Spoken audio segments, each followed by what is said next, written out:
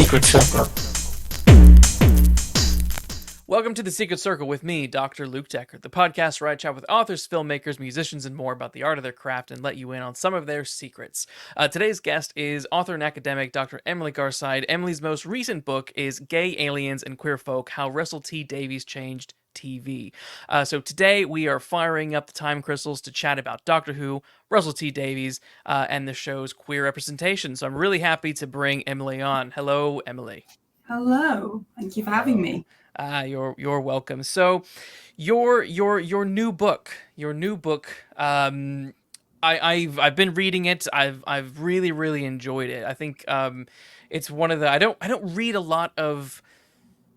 I at the moment, I think because I've been, as you know, being a doctor, the last few years I've been doing nothing but PhD stuff and finishing that up, and I haven't had a lot of time to read outside of that. But in general, I tend to not read many kind of academic-y books on pop culture. So it was really nice to kind of get your book and have a read through of Russell T Davies, his whole career, and why he's important and what he's brought to the table all these years. I thought it was really cool, some really fun insights. So I'm interested to first understand kind of what was it that kind of sparked the idea of this project. Mm-hmm. Well, it was partly a conversation with the publisher who, for a bit of background, I wrote a short book on Schitt's Creek, the TV show, back in the depths of like 2020, 2021, when luckily everyone was like crazy for that show too, which worked out well for me. But the publisher Calon, who are an offshoot of University of Wales Press, they were just setting up like back last year, and one of their editors, the lovely Amy, read that short book and sort of emailed me and was like, really love this book, like, are you working on anything else? Do you want to talk anything like Welsh themed? Like, what are you up to? And I think they had me a little bit in the like, theatre academic-y thing, because that's what I did previously, and we had some conversations about like writing about Welsh theatre, which like I might do one day, but it didn't feel like the time. Maybe I didn't want to poke that bear either, because it feels a bit like dangerous. And then in the things we were bouncing back and forth, like, and I've just always wanted to write about like Russell T Davies, like is that a thing we could do? And she was like, yes we could do that. So we then like developed it a bit more, and I think because I'd come to her as well via the Schitt's Creek thing, sort of like the queer TV angle rather than just Doctor Who was an obvious angle, and because as well, like as I sort of say in the book, like Welshness does run through his work, and he's very proudly Welsh, has contributed a lot to the Welsh film and TV industry, which I'm sure we'll get into as well.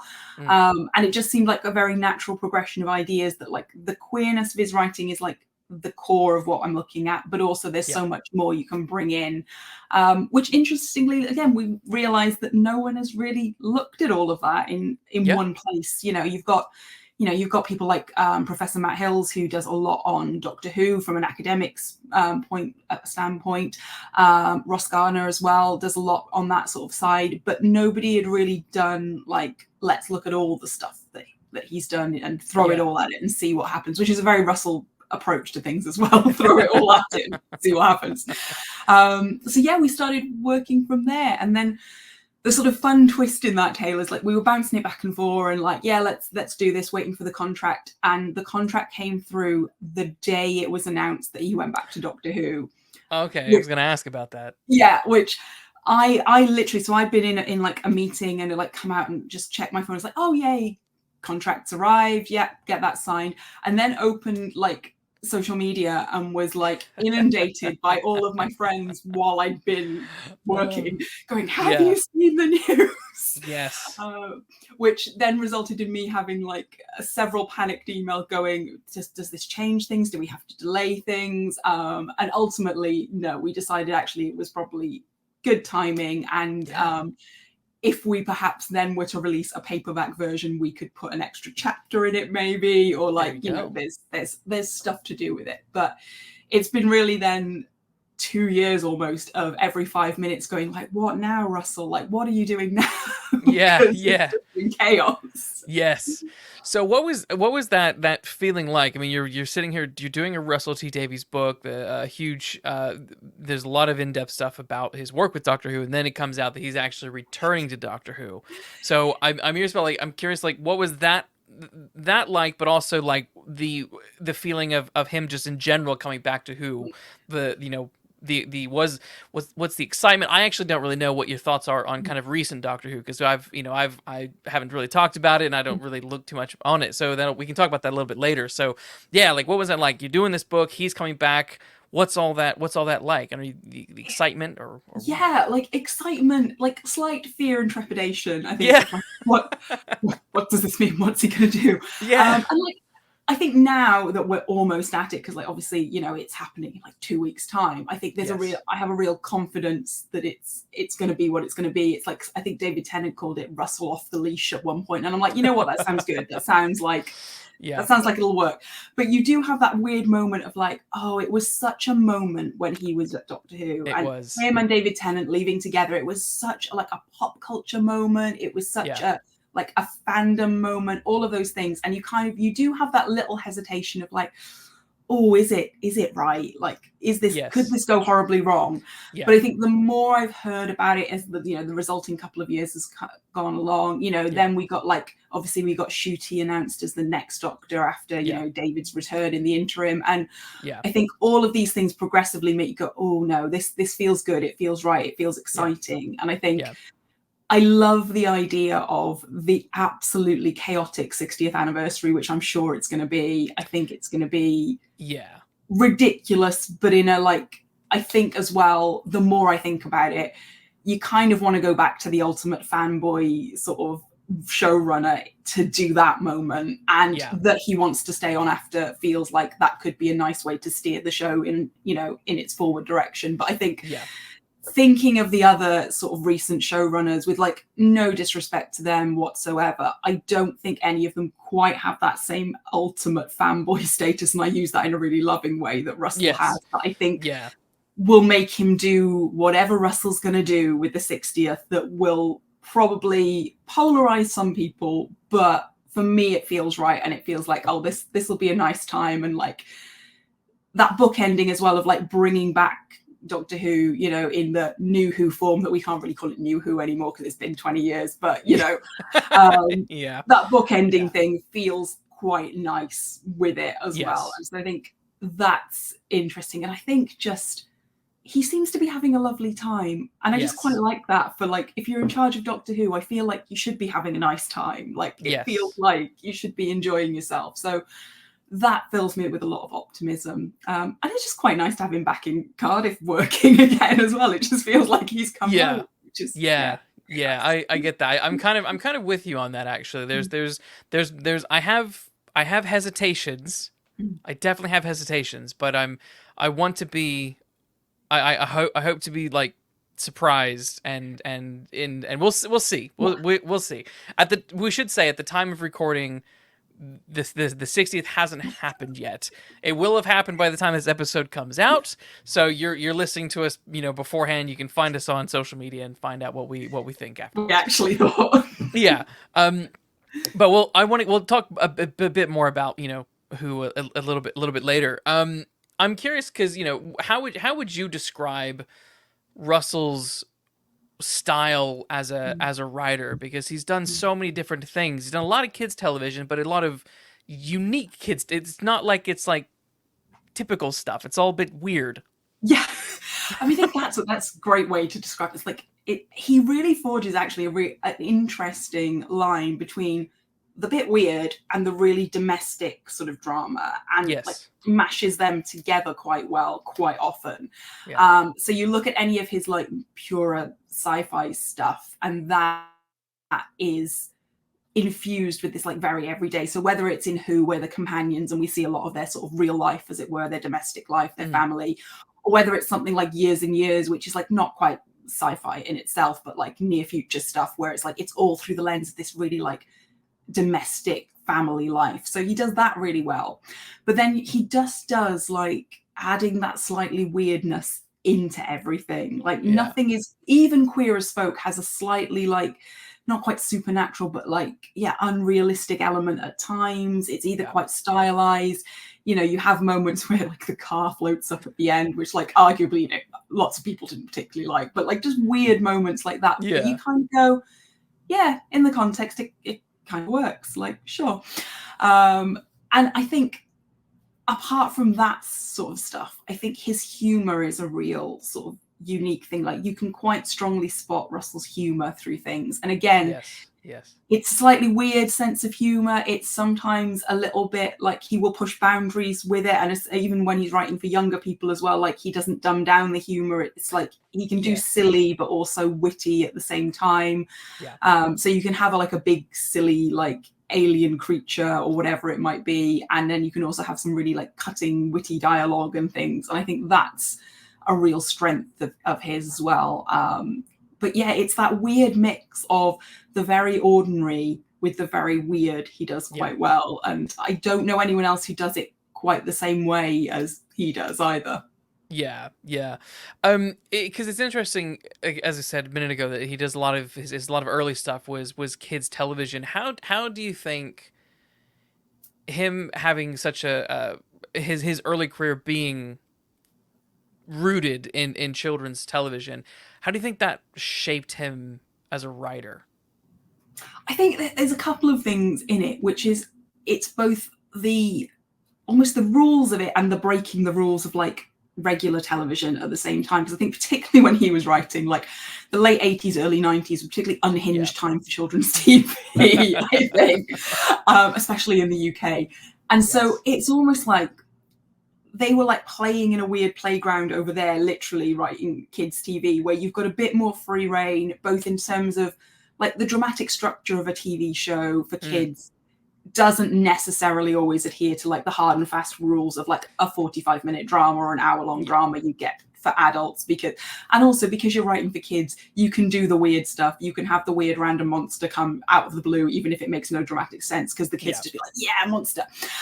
So you can do that and have that free reign. But also it's quite a good, I think, learning ground for a young writer as well, in that it can be also at the same time quite formulaic. So you can learn your craft on something that's quite established. So he wrote for Children's Ward for quite a while, which is like a young person's ER, I suppose, or something like that, or Casualty, as it would be. And I think because that's quite soap opera-like in that it's set up and everything's the same, but everything's different every week, I think that's a real good training ground for a writer. But also, I think the writers have had a little bit of free reign of like what you could then put in that formula. And I think that helped him sort of play with the bending of the rules while learning his craft. And I think that's where, as well, we get a lot of his ability to write quite witty, fun characters from as well, because you were sort of inserting these random characters into quite established narratives. And I think that's quite a fun thing for a young writer to do. And also, like, coupled with that, he's a massive fan of soaps. And he said quite often, like, in a parallel universe, he'd have probably been running Coronation Street for 20 years and been perfectly happy doing that. And, like, you know, really enjoying just whatever madness he could unleash on that particular soap, which I think as well, because it's like that weird, again, it's got a set of rules, it's very formulaic, but also you can do absolutely mad stuff on a soap and no one really blinks. Like if there's, you know, the 15th body in the canal this week, everyone's just like, sure, whatever. But I think that's the interesting side of him as well, is just he'd be very happy doing that and plodding along with that. But yeah. Cool. For you personally, then, what is, you know, what does Russell T Davies mean to you as a writer, as a you know, TV, you know, showrunner? What does he mean to you? I think I always say that, like, he's one of the key writers who like raised me in TV, and I think it's probably a mix of like his work and I wouldn't say Chris Carter himself, but the X-Files writers as a group, maybe, who, like, those were like the twin sort of things that really raised me in sort of as a teenager, when I first got into TV, when I first got into writing myself. And I can feel his influence in my work from that, if nothing else. And particularly when he wrote The Writer's Tale, when he was sort of working on the final series of Doctor Who, and it's like his diary of emails essentially that he wrote to Ben Cook at the time. But that for me became quite a manual of writing, unexpectedly, just through like absorbing all of the little bits and references to the way he talks about writing. So it's almost like not just the shows themselves and what they mean. Sorry, the dog is absolutely howling. Like, pause a second. I will pause until he stops kicking off. I mean, for like half a second, it literally sounded like some sort of like terror monster. Like, it's like this is actually going to turn into an actual Doctor Who episode because some sort of, cyber beast is coming through.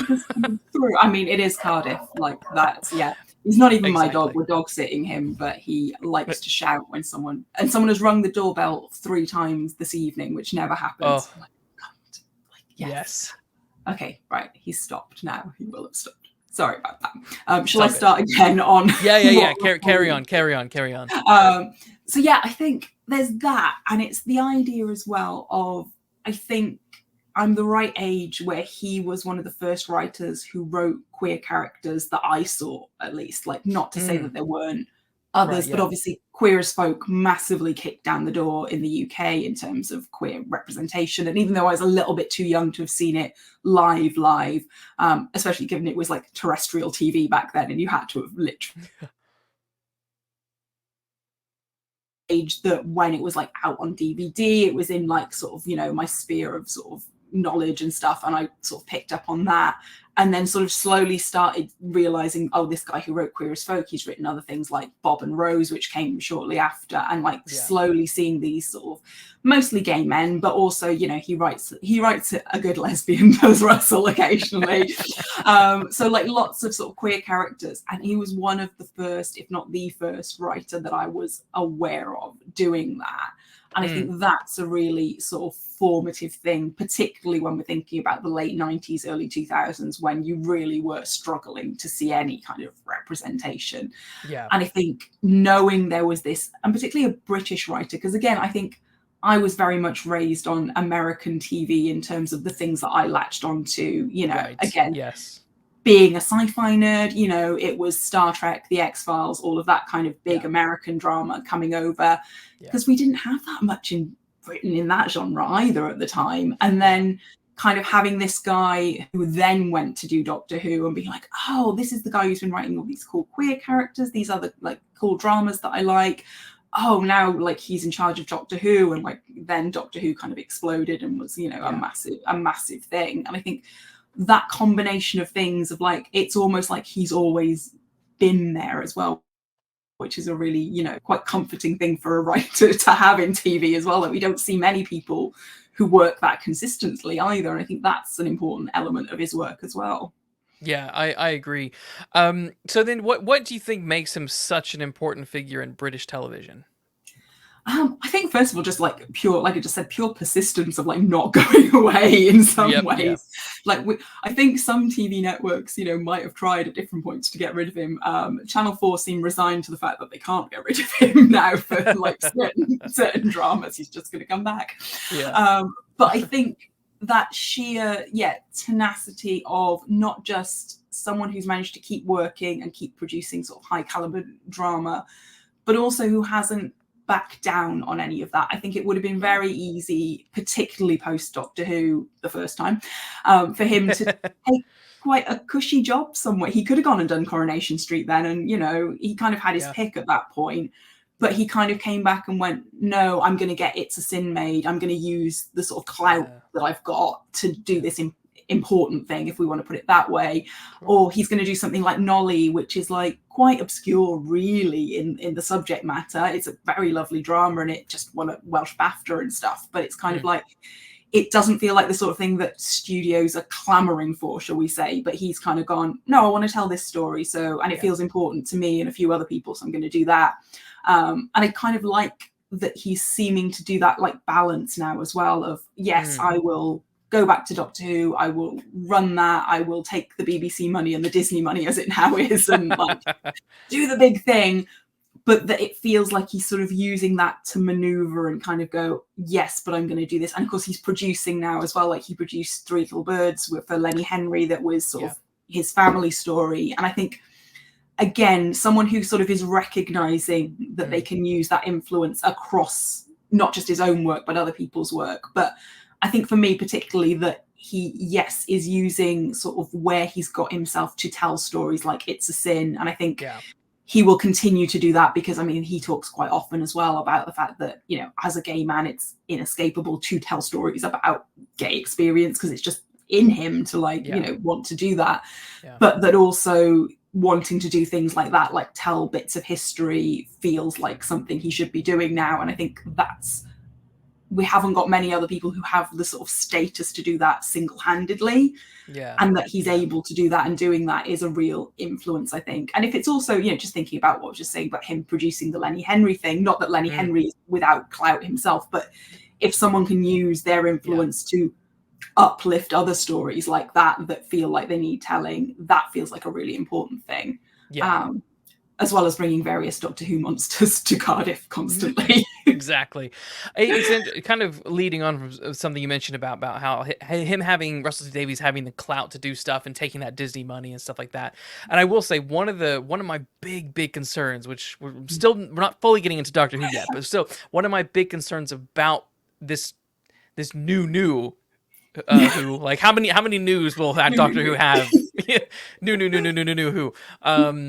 Is Disney's involvement, because my first experience of Russell T Davies was watching Doctor Who. I didn't even get into Doctor Who until Matt Smith took over. I was living in Manchester at the time.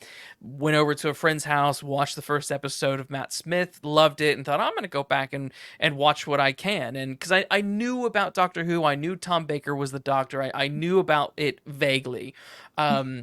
When I was a kid, I'd get toy magazines, and there'd be tons of Doctor Who toys in that. I didn't know, they looked cool, but I didn't know what it was. And so my real, interaction with Doctor Who really came from watching, starting with Eccleston and Tennant, and then going back further. But I loved the way the show was run. I loved this. I loved the storytelling, and I felt that it was quite bold, because, I'm watching it in 2010. This is 2005, 6. And characters like Jack, Captain Jack, are, there was definitely no character like Captain Jack growing up when I was a kid. You might have a little bit of some gay characters and some like queerness in Star Trek, particularly Deep Space Nine, more than any, in my opinion. I don't feel the others really kind of leaned into it as much as Deep Space Nine did. I think that was one of the best. But yeah, I'm rounded way of saying that once I found out that Who is kind of being partnered with Disney, I was like, oh man, I love that Russell's coming back, but I'm always skeptical of the big mouse. And I think like South Park does probably the best commentary and takedown of Disney better than anyone. And it's because it's always just like, Russell, I think, comes at this stuff quite pure and honest with his storytelling, and that's what I've always liked about him. And so I guess I'm just hoping that he has the clout to kind of push back at someone like Disney, because I don't want them to sort of be like, oh, you need to do it our way. It's like, no, I want it done the Russell T Davies way, not your way. Like, let Russell fuck it up, not you. And that's it. But I don't think he will. No, it's that thing of, I know what you mean in that, because I would be able to watch it and see like, oh, that's Russell rustling, and I don't like what he's done. But yes, like you say, if he's fucked it up himself, that's fine. I can accept that. But if I can feel that it's like the overlords coming in and being like, no, you can't do that. Yes. That would frustrate me. And the other thing, that it sounds like a stupid thing to be worried about, but I'm also worried that it's going to be too glossy and too Disney. Yes. Because Doctor Who shouldn't be that glossy. It should be like, I don't, do I want wobbly wooden sets? Like, yes and no. It's that thing of, I want to be able to tell that you had like zero budget to do that explosion, but you pulled it off anyway. Yes. Or, Yes. There was a great, I always remember one of my university lecturers actually talking about one of the very early Doctor Who's. I hadn't even watched it then, but she was talking about the Slovene when they're like running around Cardiff. And I just remember her saying like, oh, it's a guy in a big rubber suit and like Yeah. there's no getting away from it. But that was a really charming thing to her, Yes. as kind of going, that embodies Doctor Who. Yes, we can have the CGI, you know, Cyberman attack that happens or whatever, but actually Yeah. sometimes you just got to have a guy in a rubber suit running down the street because It's it's so Doctor true. Who. It's so true. So I'm a bit wary of like everything becoming very Disney money as much as Yeah. I am Disney interference. Yes. I guess my only saving grace on this would be that if it was anyone but Russell, I'd be really, really worried. Because Same. it's Russell, I feel like, and because it's like the BBC and Russell machine, I feel like Yeah. there's enough fight back. Yeah. Had it been one of the other two showrunners, I'd be slightly more concerned. Or if it was a brand new one, I'd be really worried because I'd be like, you Yes. don't know this show, you haven't been in the machine of the BBC either. But it's like, Yes. right, if you know how the BBC works, if you know how the show works, hopefully you can fight the mouse a bit. Yeah. And like, yeah. but it's also weird, right? Seeing it, like, I haven't really seen it on Disney Plus or anything yet, but like all the like, you know, the glossy interfaces and stuff they've already put on, I'm a bit like, Yes. ooh, Yeah. I want the old 2005 like orange logo across the Yes. BBC. Yeah. I was ages ago on an old podcast. When they just were talking about, you know, Russell Davies taking over and they released the new logo, I kind of compared it to the Paw Patrol logo because it looks like the Paw Patrol logo. And I was like, what have you done? It's all like soft edged and like Yeah. it's stuff like that I know that sounds like so pedantic. Like there's gonna be people out there being like, oh, you're just being rah rah rah. But it's like some of these things, like to the Uber fan, it's like some of this like weird shit like kind of matters to them, you know, Yeah. where it's like just even softening the logo can be like, wait, what are you doing here? What are you doing? Don't mess with it. Yeah, it's it's gonna be interesting. And I think again, we've dived into Doctor Who, but I will hold my hands up and say I've skipped recent years in Doctor Who as well. So it's gonna Yes. be like diving back in, sort of back in Yes. time, but also like, ooh, where are we now? Like I've missed a chunk, what's happened type thing. Yes. Think We will definitely be addressing that a little bit later. So in your book, you mentioned that Russell at one point was told to just go gay with his writing. Do you? I quite like that, and I love the way he writes and the way he does representation. And so when I was thinking about it, I was wondering what your thought is on sort of representation in general within film and TV, and I feel Russell brings a lot of authenticity to it. But do you feel that kind of authenticity is elsewhere, or is it struggling versus, you know, you're watching a Russell T Davies thing versus, I don't know, even Stephen Moffat, like, you know? Yeah, I think it's difficult, and I think we're doing a lot better, but we're not there yet by any stretch. And a couple of things I keep using the example of recently, weirdly, we're going to go back to like Disney on this in a way, in that I talk about, like, I watch a lot of the crappy, as I term them, no disrespect, teen dramas of all kinds, both gay and straight, because, you know, sometimes you need to turn your brain off and watch a crappy teen drama. But I'm like, oh, now we've got Love Victor on Disney Plus is the one I always go to, which is the most like inoffensive gay drama you could imagine. It's very Disney, it's very safe, it's all of those things. And I'm like, oh, that's lovely. Or we've obviously got Heartstopper, and there was the meme, wasn't there, that went around when Heartstopper came out, that linked Queer as Folk, and was like, this was my Heartstopper. And like, it's funny because it's true in that we were all inappropriately watching Queer as Folk when we were like 16, 17 or younger, because there was nothing else. And I think it's lovely that there's so much young adult targeted, you know, queer stuff. And the reason that I watch it as an adult is because I didn't have it as a teenager as well. Sure, yeah. But I think we're still lacking in, there's no way to sound it that doesn't sound dodgy, adult gay drama. It just sounds wrong when you say it. But like grown up, like stuff that is sort of has got strong gay characters, queer characters of all kinds, I think we're Yeah. still lacking. They're either still a little bit tokenistic or background, Yeah. or it's stuff that is very much made just for gay audiences, for queer audiences. So I always think Right. of Looking, the HBO drama that ran for a couple of seasons, which was very much a by gay men for gay men Right. type drama. And it's very good. It's very funny. It's got Jonathan Groff in it, who's going to be in Doctor Who, or Rose lead back to Russell. Russell Tovey is in it, in a relationship with Jonathan Groff. See, all things lead back to Russell. Yeah. But it's very much, that feels like, and there's nothing wrong with a drama written by someone in the community for a section of the community. Right. But yeah.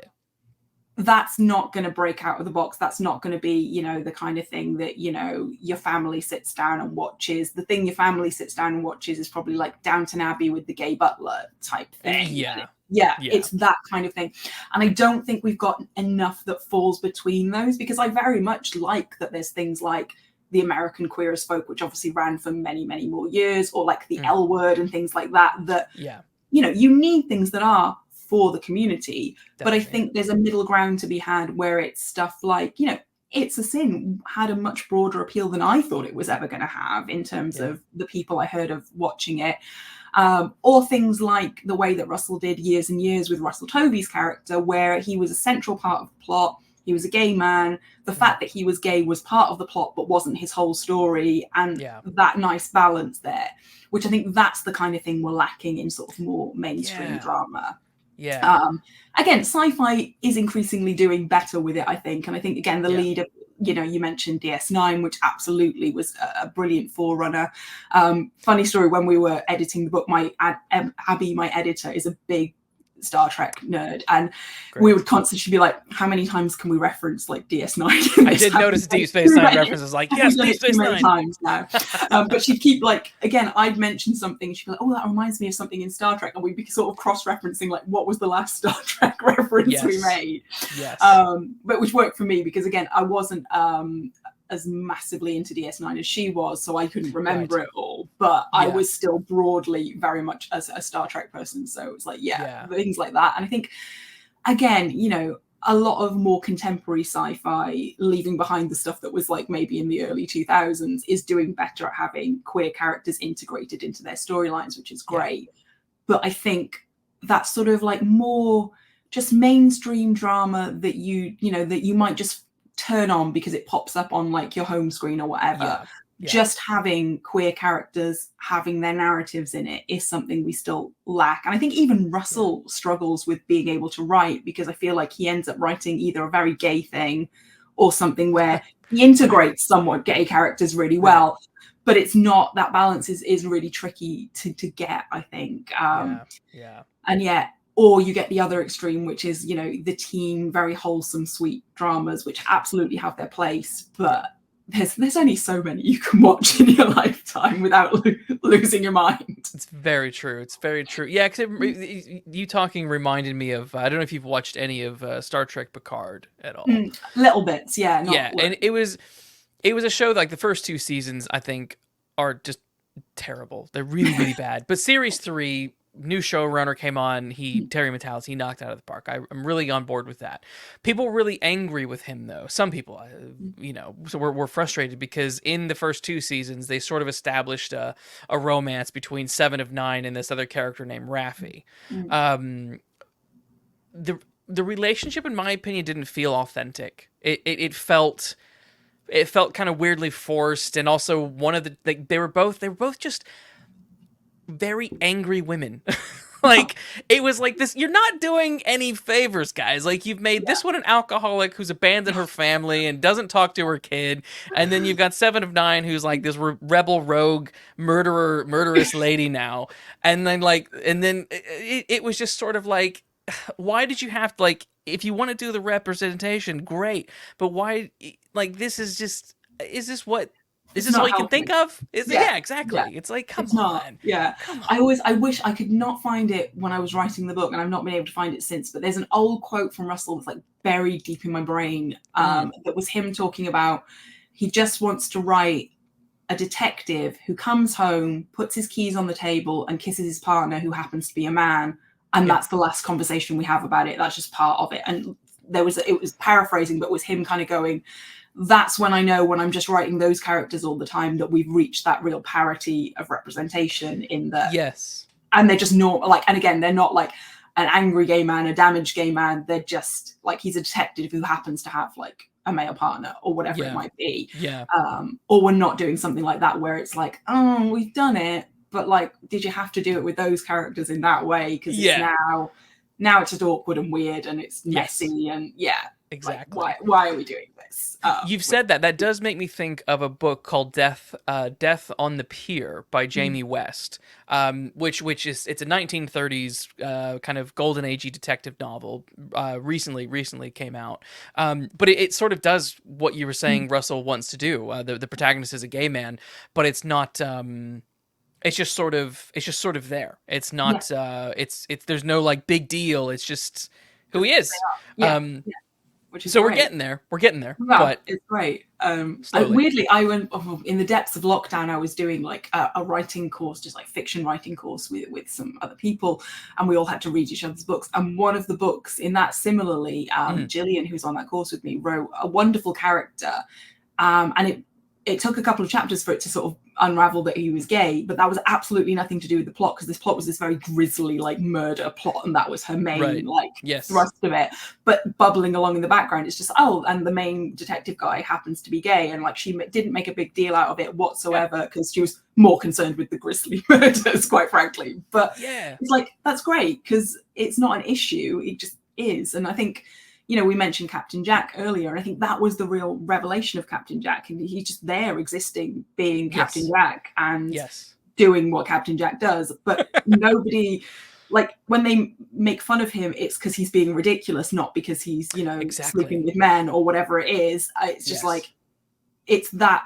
I don't think I've seen a character strike that balance as well, in all honesty, of like, I'm not sure either. The characters in the show will make fun of you, but it's nothing to do with you being a queer character. It's just because you're a ridiculous alien in Jack's case. But it's like, it's that thing, and there's no judgment there. And it was just very refreshing to see, and it was fairly consistent with it as well across Who and Torchwood to a point, which I don't think we've seen even from Russell that since, that like freedom of a character, which I would love. I would love new Who to do something like Captain Jack again. Same. Because when I think about it, like I Stephen Moffat was the first kind of showrunner that I watched live. He was brand new as show running Doctor Who, and I really like a lot of what he did, but there's also a lot that I don't like. But in general, like, if Steven ever listens to this, which I doubt he will, like, I like you. I like you, even though I criticize. I like you. Exactly. It's just the academic side in us that makes us, we gotta criticize this. Exactly. Whereas, like, for example, I really like the character of Bill, his Peter Capaldi's companion. But it was like her sort of, she was a lesbian, but it never felt fleshed out, like, we have one episode where she goes home and she says like hi to her mom, and then we never ever see her mom again, and then she's maybe in relationships and not in relationships, and it's all just sort of like felt a bit half-assed, I think. And it was just like, and it made me think, I couldn't tell at the time, was like, it was this like, did the BBC tell Stephen Moffat, you need to make one of these characters a gay character, or did he just do it badly? Because I could not imagine Russell T Davies doing Bill the same way he did. No, exactly. And I think that's the thing of what I think about sort of the subsequent showrunners as well, is that they sort of picked up the mantle, particularly with the queer characters like Bill, kind of going, oh yeah, we're going to do it, but like not quite take it as well. Because again, I think when I go back to sort of Russell and his queer characters in, Doctor Who, was like, we're talking 2005, 2006. Like, that's a long time ago now. Like, we've all, as David Tennant said a lot long ago, we're older than we think, type thing. Like, actually, as far as he went, was pretty impressive at that time. But then you kind of go, right, okay, Stephen, it's now like, what, 2012, 2013. Like, you could have stepped it up a bit. You could have pushed it a bit more to be more rounded, more authentic. By then, we had other characters, both in sci-fi, both on like mainstream BBC, that you could have sort of emulated a bit more with Bill. Because I think Bill was one of the biggest letdowns for me, because there was Yeah. so much hope there of like, oh, great. Oh, that didn't quite work. Like, it's not horrible Yeah. representation, but it's not great representation either, which is Yeah. weirdly more frustrating in a way. Yes, it is. It is, because I when I contrast Bill with the, I can't remember their names now, but the Victorian detectives that Yes, yeah. the lizard lady and her partner, it was just, again, it was kind of like, why does she have to be a lizard lady? Yeah, could we not Like, just had two Victorian ladies just yeah, chilling it's like there? it still felt like it was, you were too afraid to just have two lesbians. Like, Yeah, they had to be, one had to be an alien for it to work. really be allowed. Yeah, and Yeah, that's the weird thing of kind of going again, just like that, not quite committing to it. Whereas, yeah, I think, yeah, if we'd had, Russell for the next, 5 or 6 years, and yeah, maybe like we would have seen that. But yeah, it's that thing of kind of going, oh, you sort of got the memo to make it like a bit queer, a bit inclusive, but you weren't yeah, quite able to commit to it, which yeah. is a shame. And I do think, I'll jump ahead just a little bit, but I do think more than Stephen Moffat, I do think Chris Chibnall dropped the ball the worst, Yeah. because I genuinely tuned out after episode 1, and then watched a little bit here and there, and got enough to know what was going on, and realized that I think the companion Yaz, Mm-hmm. was also a lesbian, but in love with the Doctor, which kind of is that typical pattern. Rose Yeah. loves the Doctor, Martha loves the Doctor. It gets a little tiring, but all the companions love the Doctor. But the thing is, like, the Doctor, you could feel the Doctor and his relationship with Rose. Like, he wanted that to work, but he's a timeless being, so he's like, it's too painful. I'm not going to do it, And I just sort of thought, there was none of that sort of conflict in Jodie Whittaker's Doctor with No. Yaz. Yeah. Yeah, and like similarly, like I tuned out pretty much episode 2, and then sort of kept abreast of like what was going on, but like Yeah. didn't really dip back in. Occasionally saw Yeah. bits and pieces. And when I was aware of that storyline, like similarly, because again, yes, we've seen it before, but also we've seen it before and we've seen it done well, even if it's a tired sort of trope in it.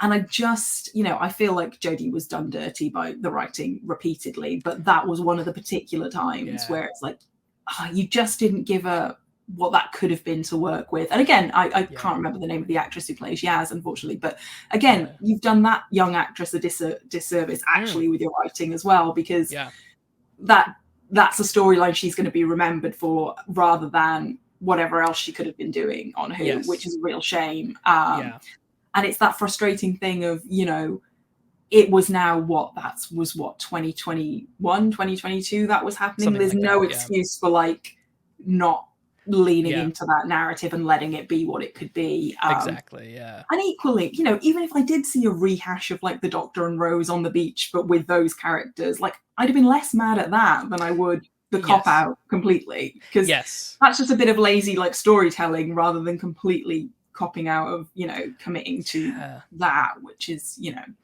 and then again in that sort of set of that under that showrunner, there was a lot of really good people who didn't maybe get what they could have done in the series, which is a real shame.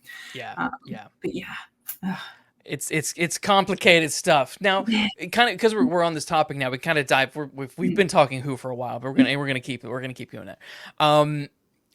The online discourse to me is always fascinating, because people on social media are nuts, and they don't think things through, and they just get angry or whatever. But and one of the things that I always found funny is there was a lot of justified criticism, particularly toward Chris Chibnall's era of Doctor Who, and there was you kind of had like two ends, like people being like the storytelling is what's really bad, and then you have people saying, oh, it's injecting too much politics and stuff like that. Which I'm like, have you ever seen Doctor Who? Like, ever? Like, even back in the 60s and 70s, like, have you ever seen Doctor Who? So what fascinated me again about your book, because you bring some of this up, that Doctor Who does have political messages. Doctor Who does have sprinklings of queer narratives back in the day. So I thought that would actually be kind of fun to talk about, like, you know, talk like maybe let people know a little bit about what those early references were, because you think you mentioned Ian Briggs and Rona Monroe's episodes of kind of doing that. So I'm interested in kind of like, yeah, like your perspective on how early Who was actually trying to be representative.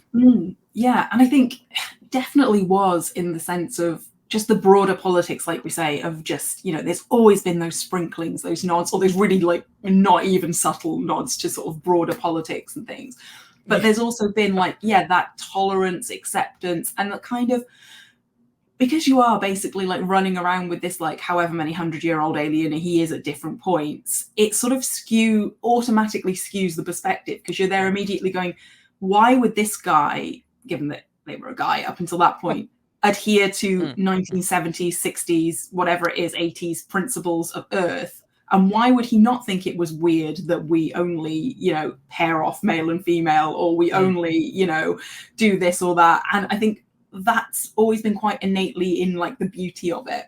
Yeah. The other thing, and I'm not the one to do it, but I want someone to do it, is a deep dive into all of the queer creatives who were in classic Who, because there were actually a lot more even that we know of, so who came out later in life, or a lot of the directors, interestingly, were gay men back in classic Who, which is something I found out in the process of writing this book and in conversations I've had about it.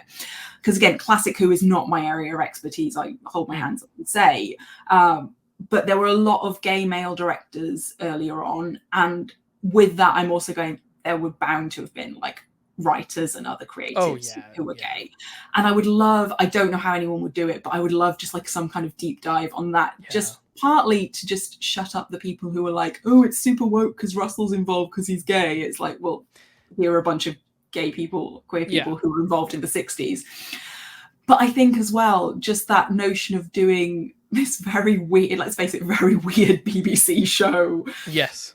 That nobody was really watching at first as well, gave you the sort of freedom to just be like, yeah, we can have like queer adjacent characters. And I think that it was that way of, whether it was the few directors, I'm pretty certain that there were some of the writers sort of nudging this in as well, going, we're going to like, you know, put this through as sort of a narrative, even if it's not over, even if we can't do what Chris Chibnall should have done last year or the year before, we're going to hint that these characters are in a relationship over there. And I think as well, the nature of it, because it wasn't structured quite in the same way, there was like more companions, there's people all over the place. It's like, oh, we can have these people over here. And it's similar to what we were talking about earlier, right? About the gay detective. Like they just are. It's not a story, but we're just going to like wink, wink, nudge, nudge to it and leave it over there. And I think that's the really impressive thing that they managed to work in. And similarly, just a lot of the political messages, like we were talking about tolerance, acceptance, were there, and like not too subtle at times, but also sometimes quite subtle, you know. And I think that's one of the beautiful things that's always been there and that's been built on. And like I love when people are like, oh my god, it's so woke now, like blah blah blah, because it's like, really people? Like, do you think, because this is just kind of had this epiphany moment now, do you think, because we were talking earlier about like you know, whether it's done well, whether that representation is done well. And I think about, you know, some older episodes of you know, Star Trek and older episodes of Doctor Who, where there's definitely blatant political messaging, but the writing is so good that the theme lands so well that it doesn't jar people in the same way that maybe, say, like Jodie Whittaker's Doctor having her companion be in love with her, but just sort of like teasing it, but not really committing to it, or like the character of Bill, you know, where it feels ham-fisted maybe and underdeveloped. Do you think people, when they cry woke, are actually just saying it's the note behind the note, right? Maybe, yeah, because it's like it's what I always like to refer to as like either incidentally queer or also incidentally like political messaging as well, where it's like, it's not that thing where it is absolutely right, we're going to tell you a queer story or we're going to tell you a political story. It just is, right? And I think that goes over the heads of the people who don't want to see it, but also it hits home for the people who do want to see it. And I think that's really powerful. It's like as well when you look back at sort of older queer novels or queer coded novels, in that Yes. the people who needed that saw it and like recognized it. I think of Yeah. things like Brideshead Revisited, which is obviously incredibly queer, but loads of people read it and went, oh, that's a nice story about some boys at Oxford and the war, and just over their head. Yeah. And I'm like, I'm kind of okay with that sometimes, because Yeah. the message will get through to the people who need it, and like maybe eventually the people who don't want to hear it will get it. But Yeah. sometimes you're right, if it's clumsily told and very overt, then it doesn't have the right impact. Yeah. And like similarly with like just the general politics of things, like I think I talk about in the book The Christmas Invasion, where the Doctor's like, we don't want to blow up the spaceship because what are they doing to us? They're not harming us. And I'm like, that's quite, in the scheme of things, even though it's like a big moment, it's quite a subtle, like anti-war, anti-violence message. Yeah. Whereas something like, the Cybermen episode, when it's very militarized, when you've got UNIT in there, that's more heavy-handed. Whereas I actually think something like The Christmas Invasion, where the Doctor's like, can't you just leave people alone, is like a much easier way to digest it, because it's not going like, oh, war is bad, don't get the and the Doctor says it a lot about like the military, like we don't want guns, we don't want the military involved, and that's just the Doctor's character and the sort of pacifist in him. But equally just being like, oh, they're just nice, they're nice fluffy aliens, leave them be, is a much easier way to digest that sort of pacifist message that's always been in Doctor Who. And that curiosity, or the way I was reading something the other day about the way that Rose particularly was with different aliens, whereas she's always really concerned by their rights, essentially. And someone's like, it's because she works in retail and she's working class and she wants to know, like, are you being looked after? Have you had a break today? But I'm like, again, that's a much more powerful message, because it's really identifiable, of just going like, are they treating you right here? Are they mistreating you? Like, I think Donna's quite like that as well, in the what are they doing to you? I've had rubbish jobs before. I'm going to sort this out, big alien person. It's just quite funny and endearing, but actually it makes you go, they were treating those aliens really meanly. That's not right, is it? And I think that's better in a way than the kind of more, right, this is the message of the week type thing, which I think, particularly the Jodie Whittaker era felt guilty of. I think the Stephen Moffat era, to be honest, was just more guilty of just confusing the hell out of us all with the messages. So nobody could unpick the plot, never mind anything else. And I say that as someone who really does respect Stephen Moffat's writing. When Stephen Moffat's good, he's really, really good. Absolutely. And when he's not, it's a bit of a mess. When he's doing like what was the 2-part Zygon episode with Peter Capaldi in this Inversion and Invasion, I think it was. And Peter's epic speech, by far one of the best speeches I think in Doctor Who history, legitimately is a fantastic speech about being anti-war, but just so impassioned, just perfect. But then you have something like The Wedding of River Song, and it's like, what? This is the same guy? Okay, all right. It's with Stephen Moffat, it's either going to be the greatest thing you've seen on TV that year, or the most confusing / worst thing you've seen on TV. Yes, that was my relationship with watching Moffat with both Sherlock and with Doctor Who at the same. It was an interesting period, that 2010 to 20. Oh God, yeah, like that parallel of. What a time! I know. It was a good time. It was a fun time in the fandom, and then Chris Chibnall came and ruined the Playhouse, for everyone. Back to Russell Davies, because we'll wrap up here shortly. But what was so important? How do you think Russell T Davies reinvented Who in the best way possible? What was it about him that was able to do that and keep this, the show is still going today because of what he did, and he's coming back to, in my opinion, save it from what Chibnall did. more than Moffat, I think it might have been okay. Like Moffat confused us a bit, but it wasn't like taking a dip entirely at that point. But you think you're right.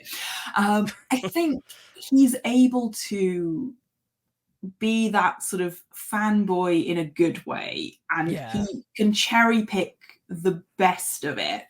But also he's now, and I'm really interested to see how this works with someone with like that, another decade and a bit's experience writing.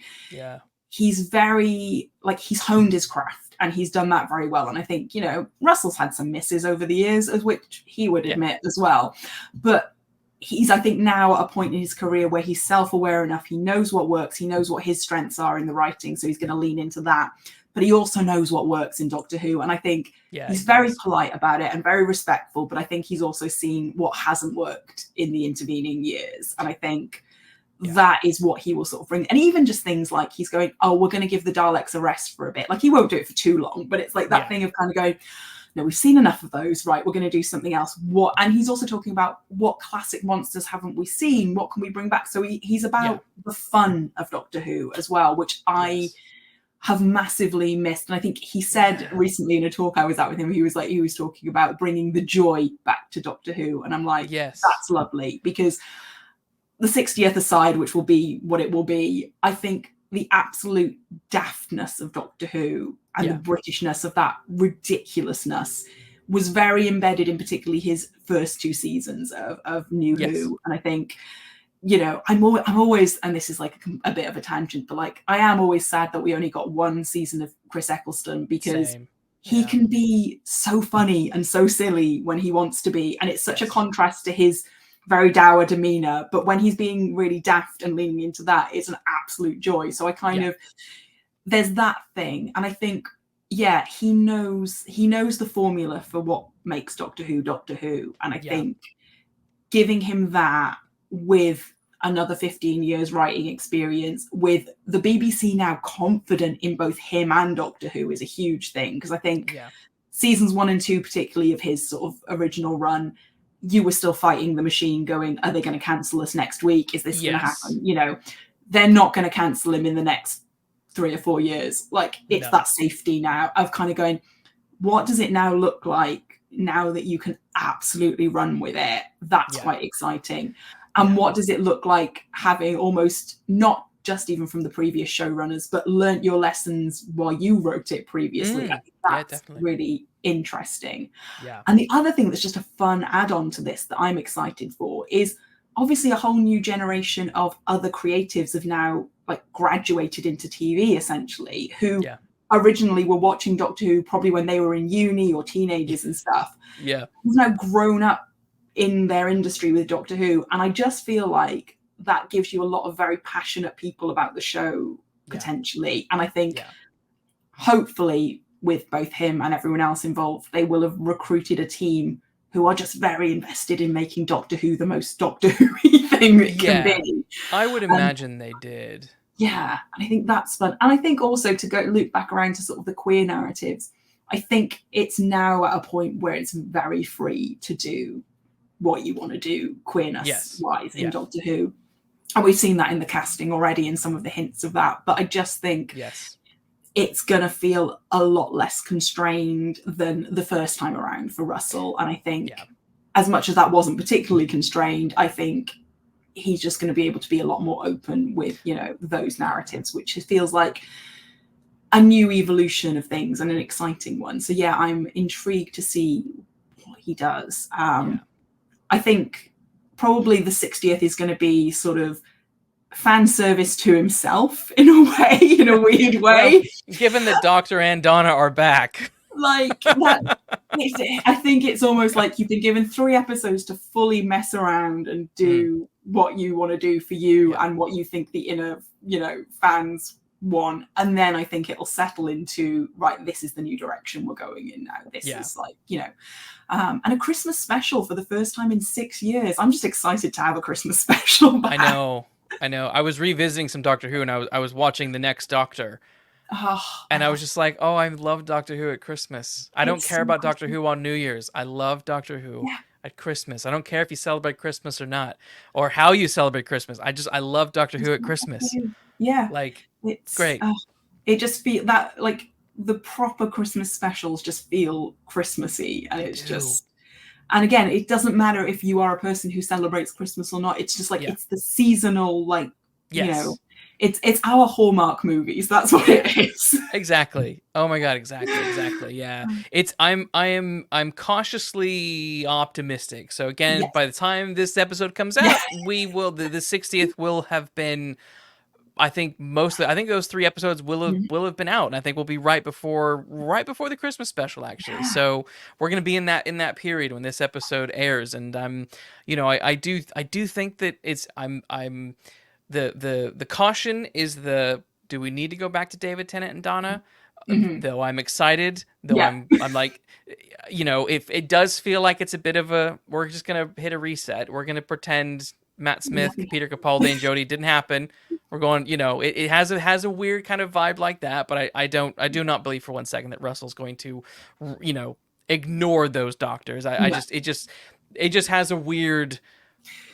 There's a weirdness to it, but I'm interested to see what he does, because I've always found him to be a very good and interesting writer who's done really fun things with Who, and he's done really good things with Doctor Who's history that progress it rather than do what Chibnall does and just like tunnel vision it. And I'm like, oh God, And Moffat had the same problem. Moffat made every season some Doctor mystery, and I don't care. Yeah. I don't need that. Don't need it. It's that thing of like, you just want to sit in the fun. It's again like, it's like when shows like The X-Files got too wrapped up in their mythology arcs and stuff, and you're like, I just want a weird monster. I want 45 minutes of chasing a monster. I just want the weird cockroaches. Yeah, exactly. Which again, when you have a really fun Doctor, like Matt Smith was a really fun Doctor. He was, but yes. He got wrapped up in that. But thinking about all that like lore and history and stuff, I think there's probably a lot more to this, because I keep forgetting that there's 3 episodes to the 60th, right? That like it's like a lot. And I think there's probably a lot more than we've been allowed to see that is going to pay homage to that history. Yeah. But they're leading with, David and Catherine and Miriam Margolyes as a furry cat thing, because why wouldn't you? If you have that? It's Doctor Who's Baby Yoda. It's again, I've got friends who aren't even remotely invested in Doctor Who going, I want one, where can I get one? Exactly. Baby Yoda. It's their Baby Yoda. he's done the merch job for Christmas. It's fine. Yes. I think I am equally intrigued, because I think he's got that sort of embedded in the history, absorbed all of that knowledge, but quite clever ways of playing that out normally. And I'm intrigued as to what that's going to look like for the 60th. And then also like, do we get a reset button almost for the next era? Like, what are we going to get? They did say that Shooty's season is going to be called Season 1. Exactly. Which to me is there's a part of me, we're going a little long, but that's okay. There was a part of me that at one point really wanted Peter Capaldi to just be the end. You've reached your 13 regenerations, end it, let the show rest for like 5 years, and then just start over. Yeah. A new number 1, free to do whatever you want with the legacy. A remake of Doctor Who, and just go with it how you want. Make the first Doctor a woman, I don't give a shit. Do whatever you want. So there is a kind of vibe that I'm getting. We're going back to Tenet. It feels like a bit of a reset. New season's going to be a new season 1. It's. I think even Russell recently called it a soft reboot of some kind. I think that was in an article somewhere. So there is a sort of vibe of a reset button being hit. But like with softly currently, which is which I wouldn't be entirely mad at. Similarly, if we're just going to go, you know what, we're going to do this in a new direction. Now feels like the time to do it. And, if someone's going to lead it into the future, it feels like probably the right person to do that reset is the person who reset it in 2005. So I totally agree. Well, Emily, this was a lot of fun. I enjoyed chatting about your book. Everyone needs to go pick up your book. You can buy it at any good bookstore, but it's gay aliens and queer folks and how Russell T Davies changed TV. It's a really fascinating read. What's next for you? Do you have a new project on the horizon, or?